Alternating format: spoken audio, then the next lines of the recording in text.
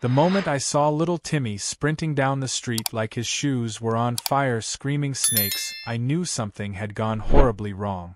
He wasn't the dramatic type either. That kid once stepped on a hornet and just shrugged it off. But now he was wailing like the world was ending and pointing at my shed like it had just coughed up the devil himself. I dropped my grocery bags and ran toward it. The door was wide open, which was a huge problem considering what was supposed to be locked inside. Just as I reached the shed, I nearly tripped over a stack of plastic storage bins, none of which were mine. And then I saw her.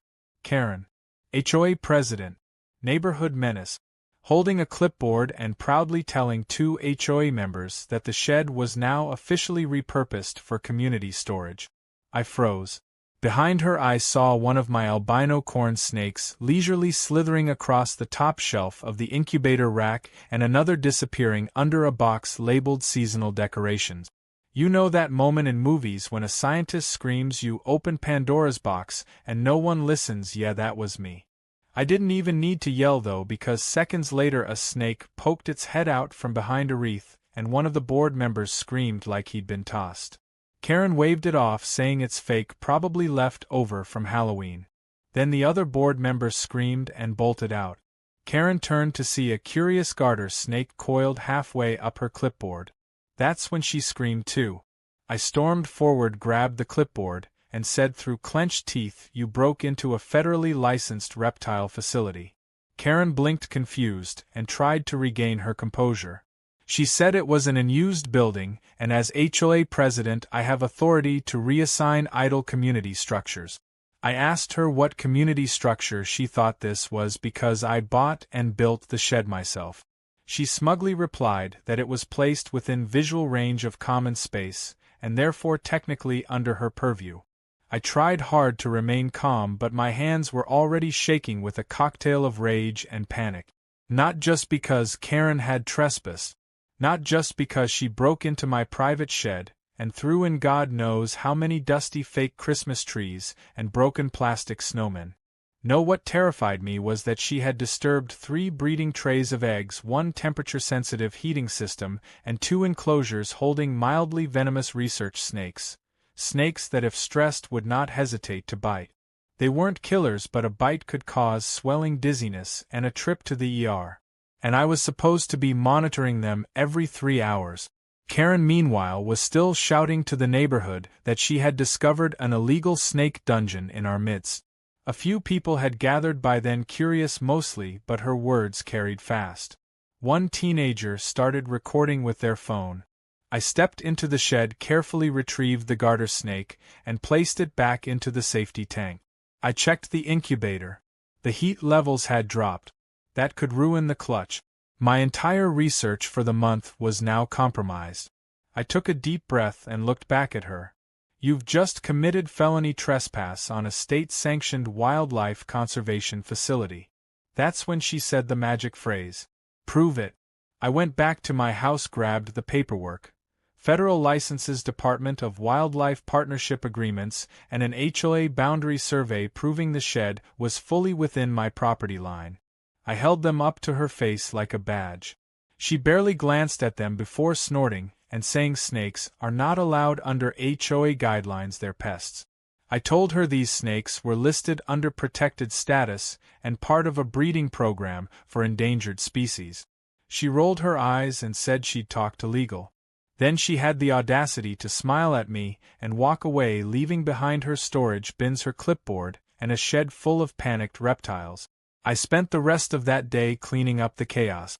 2 of the snakes had slipped out and curled under the heat mat wiring. One had started laying eggs prematurely due to the sudden drop in environmental control.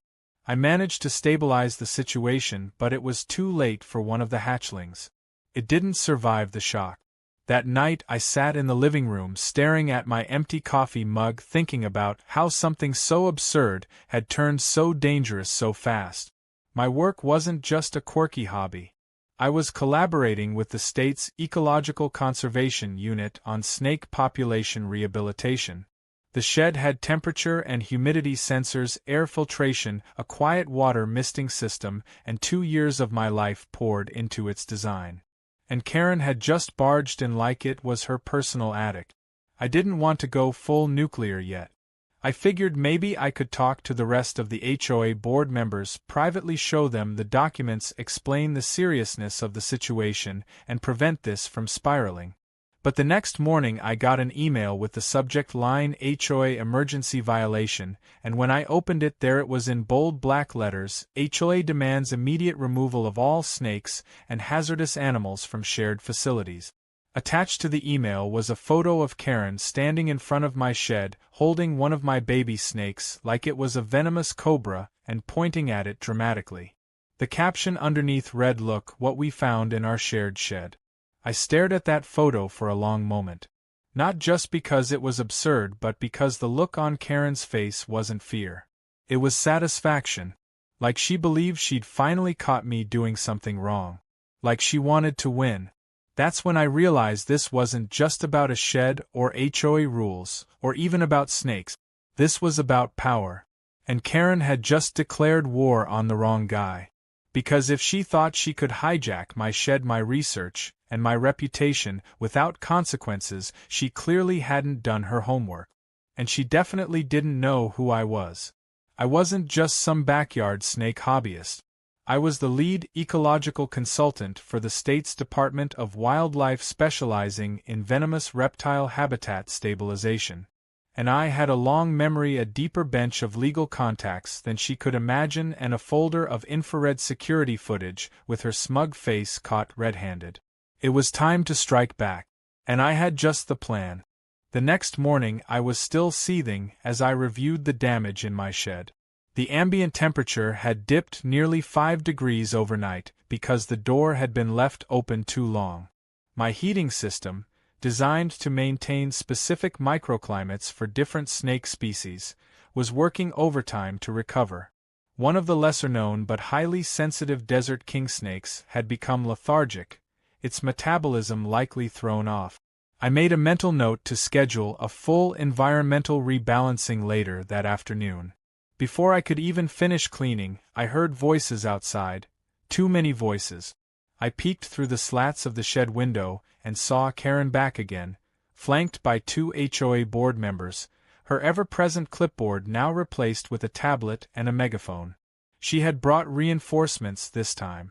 Dave and Carol, 2 equally pompous board members who seemed more interested in flexing imaginary authority than actually improving the neighborhood, were standing by the shed entrance, nodding along as Karen addressed the small gathering crowd. I stepped outside and stood silently behind the group, just in time to hear Karen declare this facility to be in breach of local community safety and aesthetic regulations and therefore subject to immediate inspection and repurposing. Her voice was nasal and self-righteous, the kind that could strip paint off a wall and still ask for applause. Dave walked into the shed, trying to look brave but practically tiptoeing around the floor like a nervous cat. Carol stood outside fanning herself like it was 100 degrees.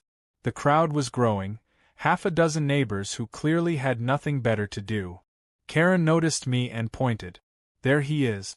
The reptile hoarder endangering our children. I raised my voice just enough to cut through the chatter. They're federally protected reptiles being bred for conservation and released into endangered ecosystems. Not pets. Not hoarding. And absolutely none of your business. But the damage was already underway. Dave had just tripped over the heat cable wire and accidentally dislodged a hatchling container. 3 baby corn snakes slithered free, causing immediate screams and chaos.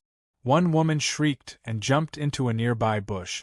Another man dropped his iced coffee and backed away like the ground had turned to lava. Karen yelled something about calling animal control and ordered Dave to seal the shed door. I stepped forward fast and knelt down, gently collecting the hatchlings and placing them back in their enclosure.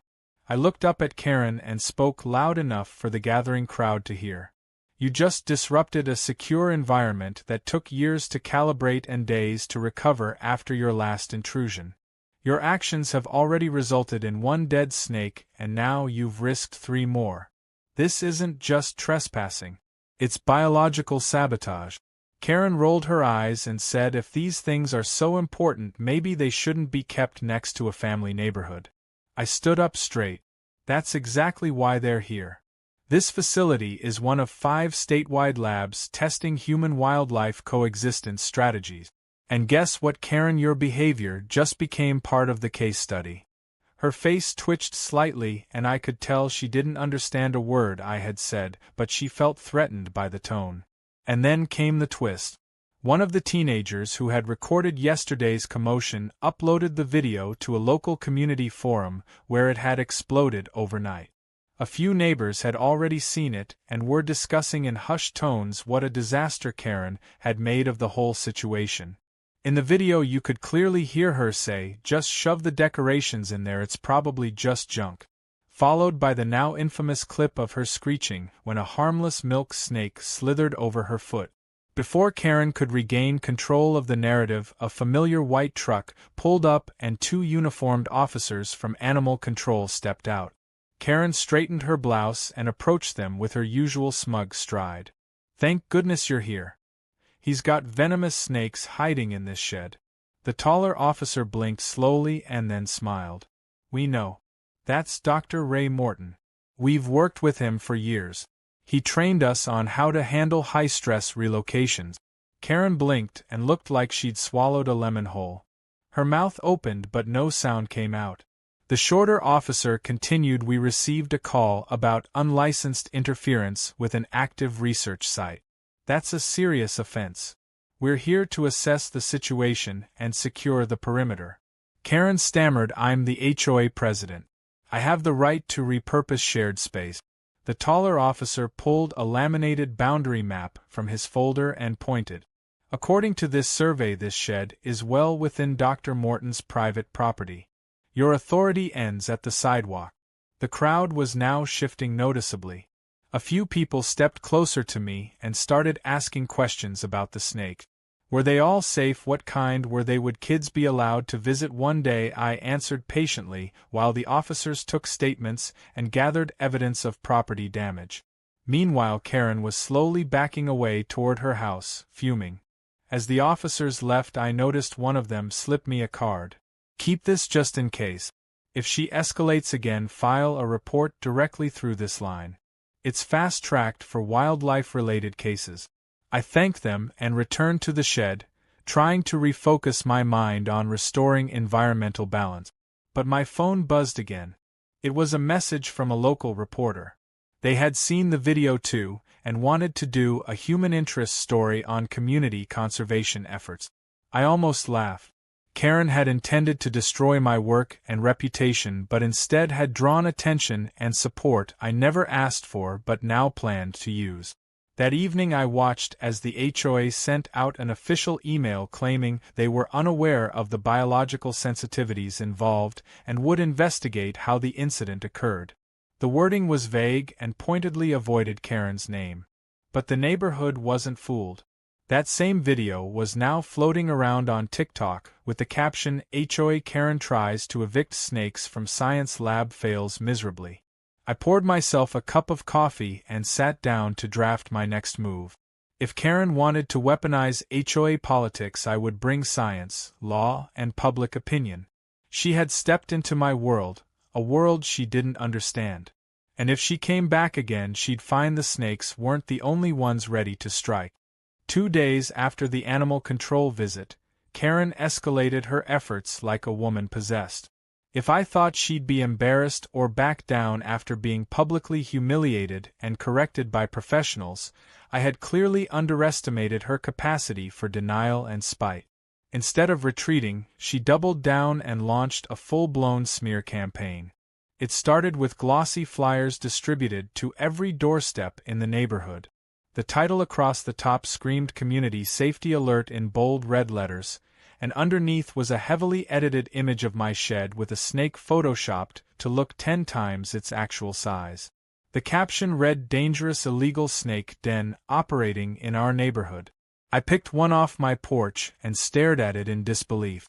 The flyer listed a number of wild claims, including that my snakes had already bitten 2 children, that I was hoarding venomous reptiles in a makeshift zoo, and that I was being investigated by state authorities for animal trafficking.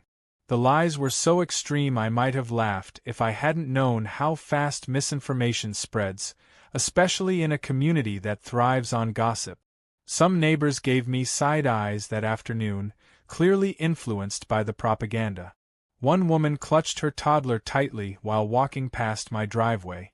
Another man muttered something under his breath as I unloaded groceries. Karen had weaponized fear and framed herself as the savior of suburban peace. Her emails to the HOA mailing list now had subject lines like emergency vote to revoke dangerous occupancy and petition to ban unauthorized wildlife structures. I received 3 emails in one day demanding I appear at the next HOA meeting to defend myself against formal removal of my shed. Meanwhile, she wasn't finished. Karen decided to sabotage me more directly.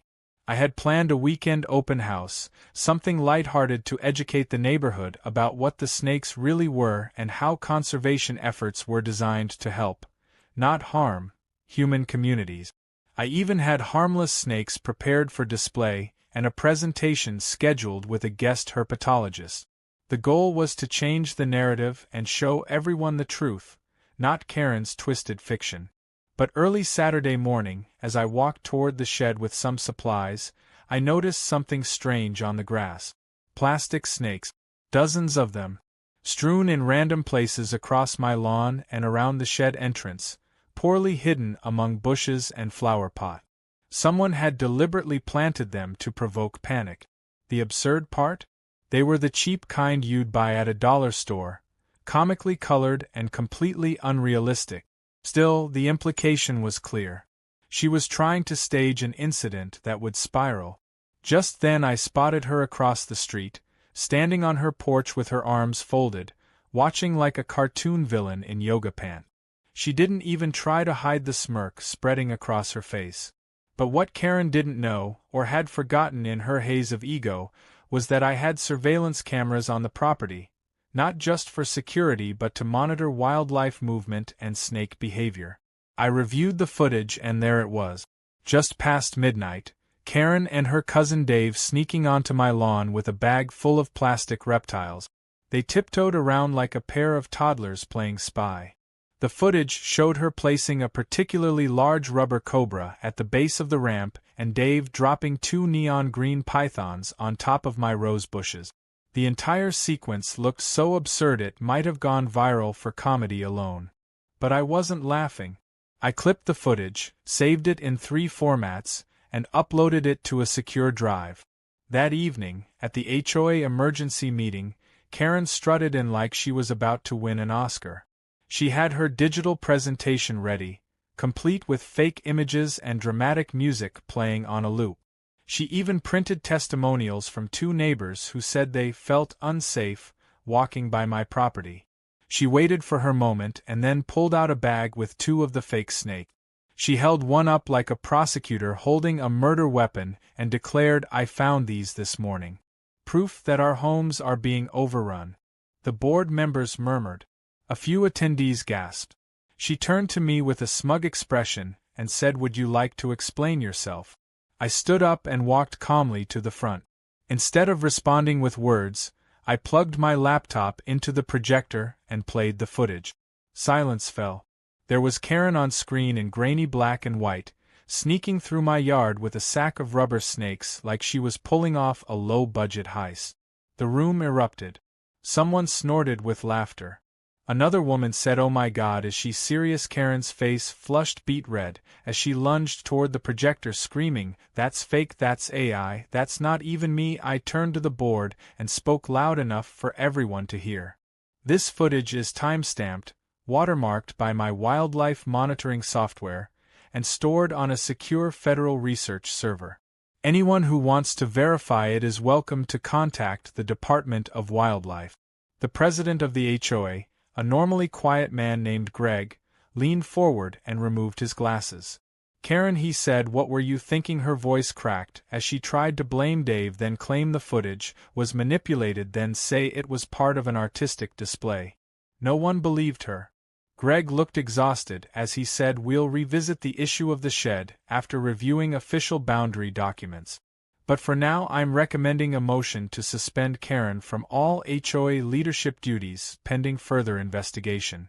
That night I walked home feeling like the war had turned. The smear campaign had crumbled under the weight of Karen's own arrogance. But I knew she wouldn't give up just yet. She was too proud and too delusional to admit defeat. What she didn't know was that I had started gathering more than footage. I had begun building a legal case with the environmental attorney I consulted for the state.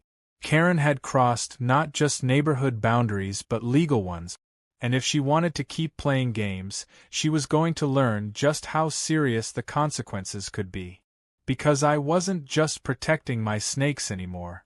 I was protecting the truth. And I was ready for whatever came next. The fallout from the HOA meeting rippled through the neighborhood like a shockwave. For the first time since Karen had taken over the presidency, her grip on the community was slipping.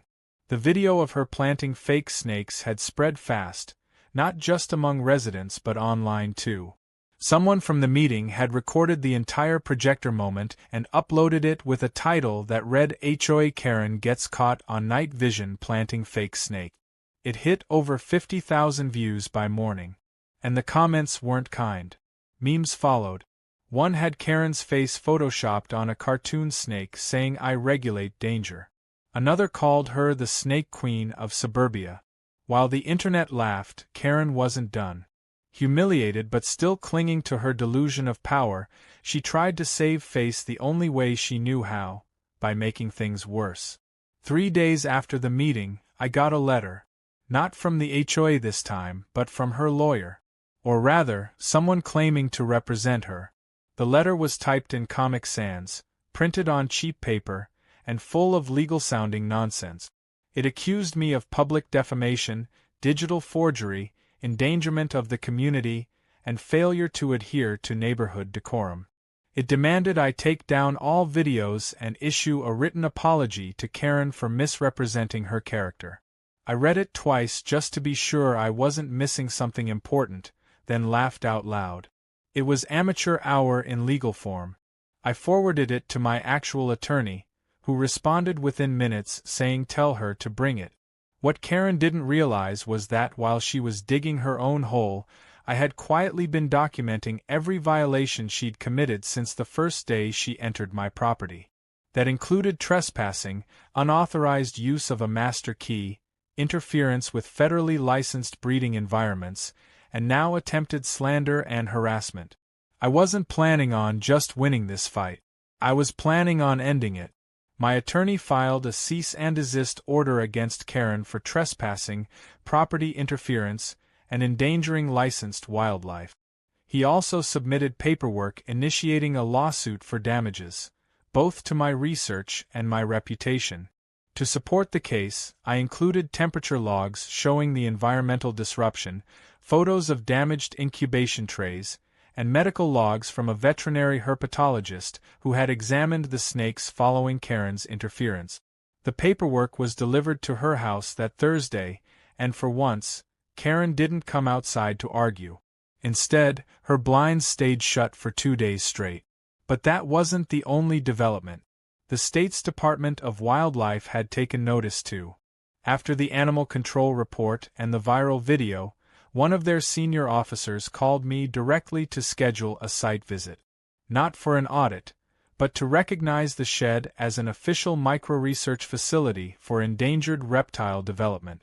They wanted to help fund additional environmental protections, including solar power upgrades and motion-activated climate regulation. I agreed immediately. The irony wasn't lost on me. Karen's sabotage had actually pushed my project into a whole new tier of visibility. A week later, the court date arrived. It wasn't a full trial, just the initial hearing for the injunction.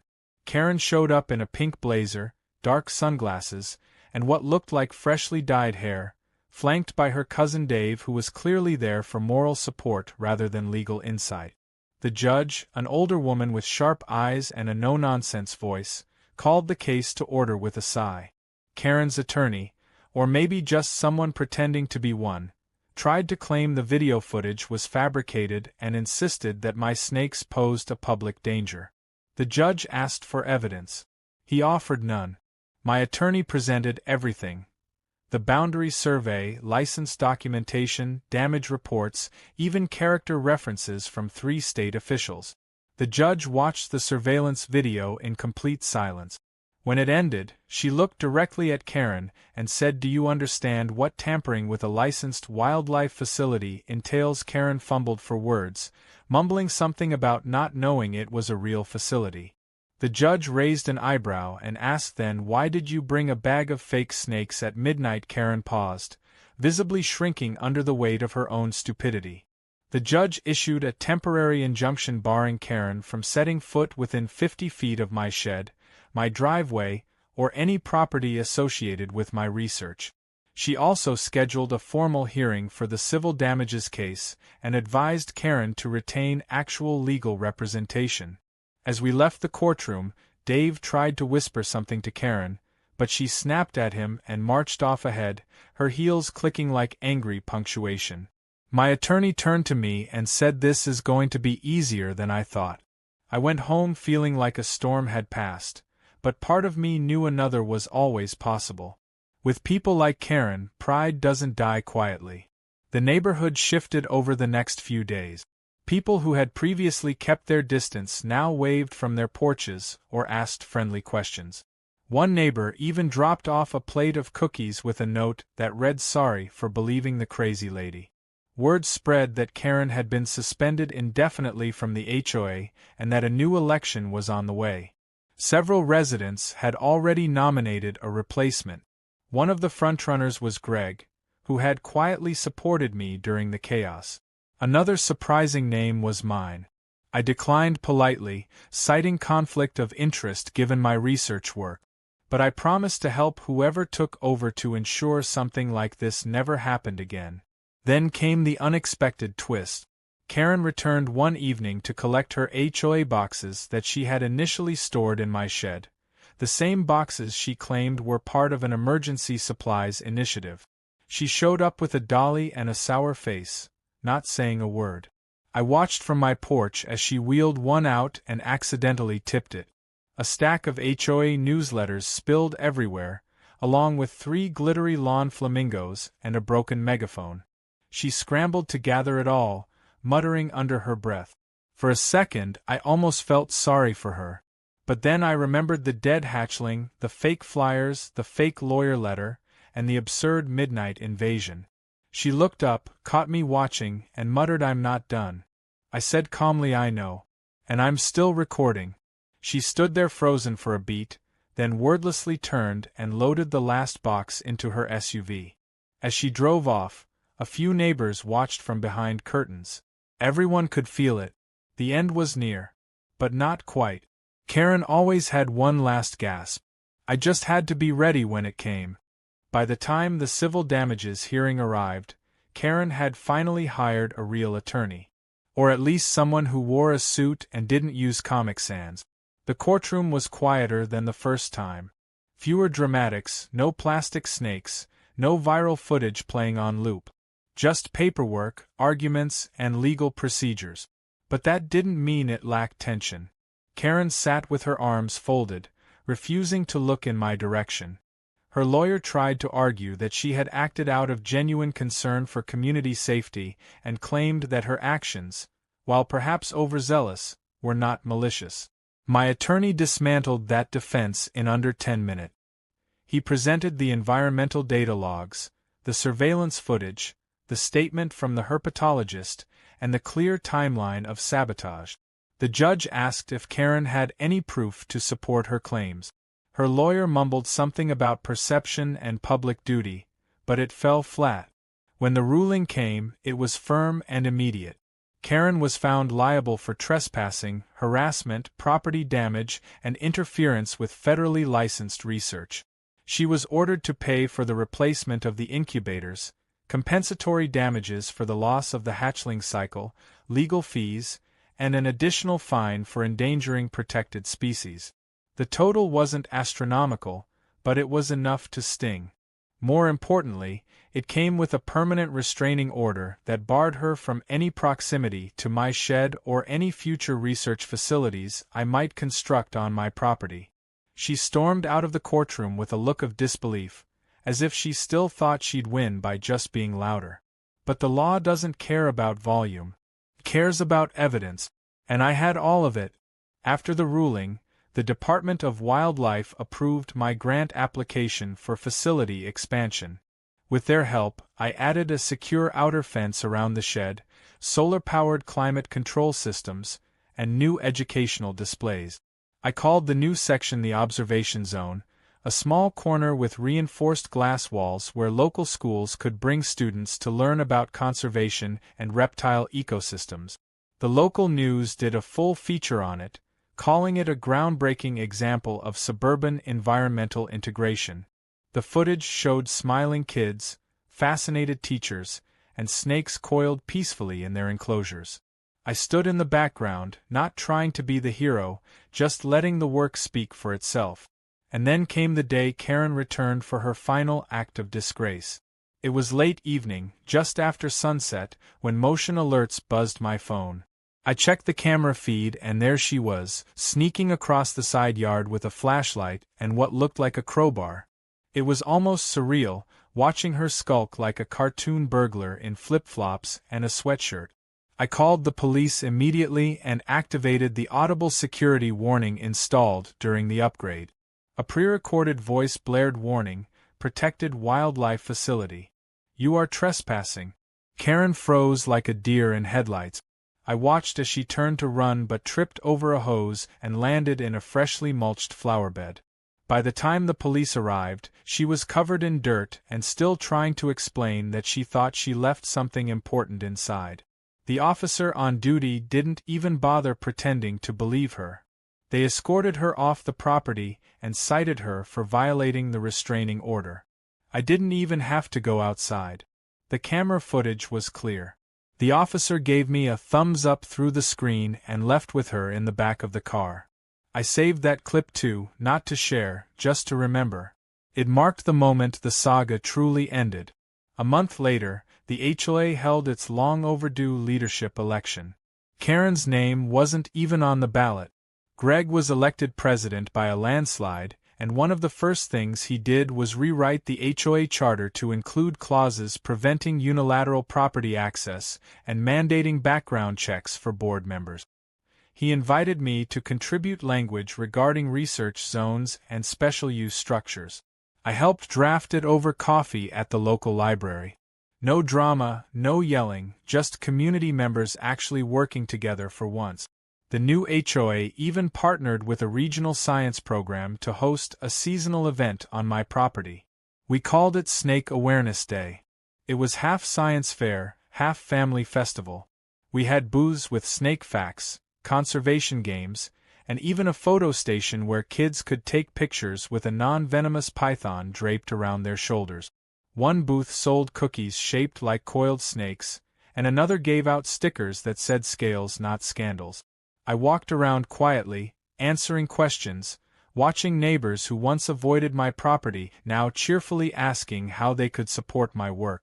It felt surreal, like the entire neighborhood had been through a transformation alongside the reptiles they once feared. Karen eventually moved. Word got around that she sold her house at a loss, citing stress and neighborhood hostility. The truth was, she couldn't stand being invisible. Her power was gone, her audience had vanished, and her name was now synonymous with public embarrassment. Even her cousin Dave had stopped showing up. When her house finally emptied, I took a quiet walk past it one evening. The porch light was off, the garden overgrown. It was strange how silence could be the loudest form of victory. I never wanted any of this. I hadn't asked to be the symbol of resistance against HOA tyranny or the accidental face of reptile right. But I wasn't sorry for what happened either. It proved something I always believed, that reason, when backed by truth and persistence, can outlast even the loudest noise. My shed wasn't just a structure. It was a lifeline for an entire ecosystem. And now it was a landmark for something even bigger. A story of resilience. A quiet man with a loud purpose. And a shed full of snakes that outlasted the hiss of a very different kind.